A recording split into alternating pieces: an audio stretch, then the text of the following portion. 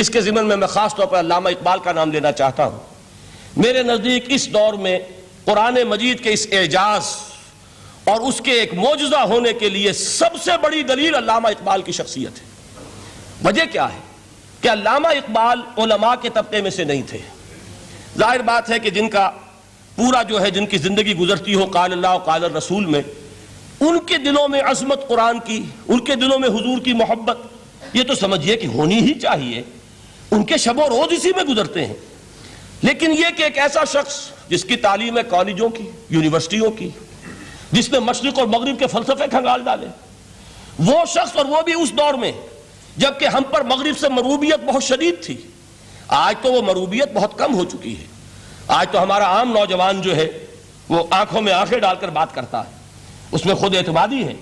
ہمارا بھی اپنا ایک معاشی نظام ہے، ہمارا اپنا ایک سیاسی نظام ہے، ہمارا ایک اپنا سماجی نظام ہے، ہماری اپنی سوشل ویلیوز ہیں۔ آج کا نوجوان الحمدللہ احیاء اسلام کی وہ جد و جہد جو ہے وہ مرحلہ در مرحلہ بہرحال آگے بڑھ رہی ہے۔ وقت لگے گا لیکن یہ کہ اس میں یقیناً ترقی ہوئی ہے۔ اسی کا مظہر یہ ہے کہ خود اعتمادی ہے۔ We have confidence۔ ہم جانتے ہیں کہ اسلام ایک دین ہے، مکمل دین ہے، اس کے پاس زندگی کے تمام مسائل کا حل ہے۔ لیکن یہ ہے آج 1985 کی بات۔ علامہ اقبال اس صدی کے آغاز میں گئے ہیں یورپ، جبکہ ہم محکوم تھے انگریز کے۔ ایک حاکم قوم کے ہاں جا کر اس سے مروبیت کتنی شدید اس وقت تھی، جو جاتا تھا اکثر و بیشتر جو ہے واپس آتا تھا تو کھڑے ہو کر پیشاب کرنا ضروری سمجھتا تھا، اس لیے کہ اس نے وہاں پر لوگوں کو یہی کرتے دیکھا۔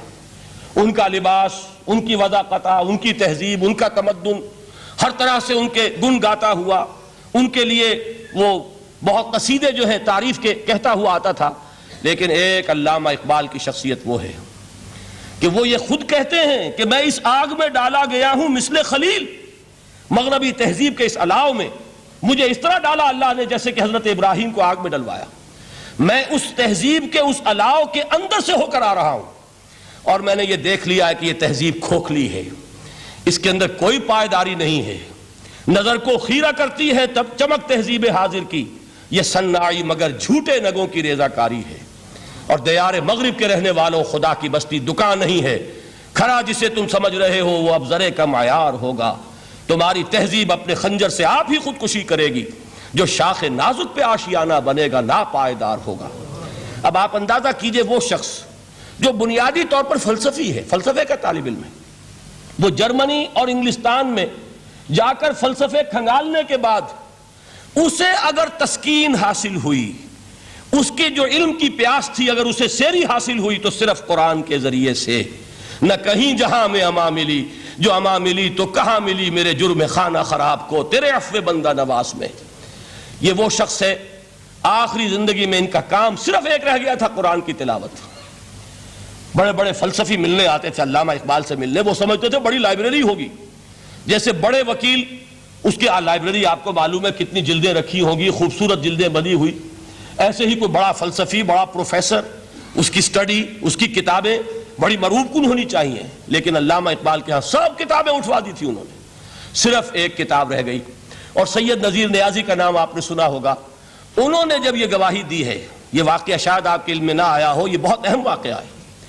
وہ یہ لکھتے ہیں کہ میں نے ایک مرتبہ علامہ سے پوچھا کہ کچھ لوگ اعتراض کرتے ہیں یا یہ خیال ظاہر کرتے ہیں کہ آپ نے اپنا فلسفہ خودی نیٹشے سے لیا ہے، کوئی کہتا ہے فلاں سے لیا ہے، کوئی کہتا ہے فلاں سے لیا ہے، کچھ آپ خود بتا سکیں گے کہ آپ کے فلسفہ خودی کی سورس کیا ہے؟ تو علامہ نے کہا کہ اچھا کل فلاں وقت آ جانا تو میں تمہیں لکھوا دوں گا، ڈکٹیٹ کرا دوں گا۔ تو سید نذیر نیازی کہتے ہیں کہ میں بہت خوش ہوا کہ یہ سعادت میرے حصے میں آ رہی ہے کہ علامہ اقبال خود مجھے تحریر کرائیں گے کہ میرے فلسفے کی سورس کیا ہے، میں نے کہاں سے اخذ کیا ہے۔ دوسرے روز وہ گئے، حاضر ہوئے، بڑے ہی ارمانوں کے ساتھ پینسل اور کاپی لے کر بیٹھے۔ علامہ نے فرمایا ذرا قرآن مجید نکال لاؤ۔ وہ قرآن مجید لائے، حیران ہوئے، یہ فلسفے کا سورس مجھے ڈکٹیٹ کرانے چلے تھے، یہ قرآن مجید کہہ رہے۔ کہا کہ ذرا سورۃ الحشر اس کا آخری رکوع، وَلَا تَكُونُوا كَالَّذِينَ نَسُوا اللَّهَ فَأَنسَاهُمْ أَنفُسَهُمْ أُولَٰئِكَ هُمُ الْفَاسِقُونَ۔ اے لوگوں، ان لوگوں کے مانند نہ ہو جانا جنہوں نے اللہ کو بھلا دیا تو اللہ نے انہیں اپنی خودی سے غافل کر دیا، اپنے آپ سے بیگانہ بنا دیا۔ یہی ہیں لوگ جو فاسق ہیں۔ علامہ نے کہا میرے فلسفے کی سورس یہ میں آپ کو بتانا چاہتا ہوں۔ اس معنی میں کہتا ہوں کہ اس دور میں علامہ اقبال کی شخصیت کو میں اعجاز قرآن کا سب سے بڑا مظہر سمجھتا ہوں۔ ایک شخص 20ویں صدی عیسوی کی شخصیت، اور پھر یہ کہ وہ کہیں مسجد اور کسی مدرسے کے ماحول میں پلا بڑھا نہیں ہے، بلکہ اسکولوں اور کالجوں میں اور یونیورسٹیوں میں، اور صرف ہندوستان میں نہیں، انگلستان اور جرمنی کی یونیورسٹیوں میں رہا، جس نے اپنا لوہا منوایا ہے۔ وہ شخص اگر یہ کہتا ہے کہ میرے لیے فکر کی بنیاد، میرے فلسفے کی سورس، میری تمام سوچ کی رہنمائی جو ہے وہ اس کتاب نے کی ہے، تو معلوم ہوا کہ واقعتاً یہ قرآن مجید آج بھی معجزہ ہے۔ یہ بات تو ہوئی فلسفے اور فکر کے اعتبار سے۔ دوسرا پہلو جو اپلائیڈ پہلو ہے اس دور کے اعتبار سے، وہ اہم تر ہو گیا ہے۔ انسان کے لیے جو پیچیدہ تمدنی مسائل ہیں، سیاسی مسائل کو کیسے حل کیا جائے، معاشی مسائل کا حل کیسے ہو، سماج میں توازن کیسے ہو، مرد اور عورت کے درمیان توازن کیسے ہو، ہوتا کیا ہے، یا عورت بھیڑ بکری کی طرح کی ملکیت بن جاتی ہے۔ ہمارے ہاں اردو میں جو اس کا محاورہ ہے کہ جوتی کی نوک، یہ اس کی حیثیت ہو جائے گی، یا دوسری طرف عورت کلوپیٹرا بن کر قوموں کی قسمتوں سے کھیلے گی۔ دنیا میں یہ دو انتہائیں ہوئی ہیں۔ کہاں نقطہ عدل کہاں ہے، کیسے بیلنس جو ہے اسٹرائک کیا جائے، مردوں کے حقوق اور فرائض اور خواتین کے حقوق اور فرائض، اس میں صحیح ترین ایکویشن ہے کیا؟ اسی طریقے سے فرد اور اجتماع، فرد اور ریاست، یا تو یہ کہ انسان کی انفرادی آزادی اتنی جا رہی ہے، مادر پدر آزاد، جس کا مظہر یہ ہے کہ آج انگلستان میں دو مرد بھی میاں اور بیوی کی حیثیت سے رہ سکتے ہیں، قانون تسلیم کرے گا ہسبینڈ اینڈ وائف، ان کو وہی حقوق حاصل ہوں گے، یہ ہے وہ آزادی۔ اور یا پھر یہ ہے کہ جو روس میں ہے یا دوسرے ممالک میں ہے کہ آزادی بالکل ختم، اور معلوم ہوا کہ ایک ٹوٹلیٹیرین سوسائٹی ہے، مستبدانہ نظام ہے۔ ان کے درمیان نقطہ عدل کہاں ہے؟ اسی طرح سرمایہ اور محنت، اگر ذرا سا سرمایہ کو چھوٹ ملتی ہے، وہ مزدور کا خون چوستا ہے اور اس کا حق اس کو نہیں دیتا۔ اقبال نے بہت خوبصورت انداز میں کہا ہے کہ خواجہ از خون رگے مزدور سازد لال ناب، از جفائے دہ خدایاں کشت دہ کانا خراب، انقلاب انقلاب انقلاب۔ ایک طرف سرمایہ دار ہے جو مزدور کی رگوں میں سے خون نچوڑ کر سرخ شراب کا پیمانہ لے کر بیٹھا ہوا ہے، وہ در حقیقت مزدور کا خون ہے جو پی رہا ہے۔ ایک طرف وہ زمیندار اور جاگیردار ہے جو کاشتکار کا خون جو ہے چوس رہا ہے۔ تو یہ انتہا ہے، اور یا یہ ہے کہ اگر ذرا آپ مزدور کو یا اس کارکن کو تھوڑا تحفظ دیجئے تو وہ کام نہیں کرتا۔ ہمارے ہاں پچھلے دور میں یہی ہوا تھا۔ میں یہ برملا کہتا ہوں، آج بھی آپ کے سامنے کہہ رہا ہوں کہ بھٹو نے واقعہ یہ بہت بڑا کارنامہ سر انجام دیا تھا۔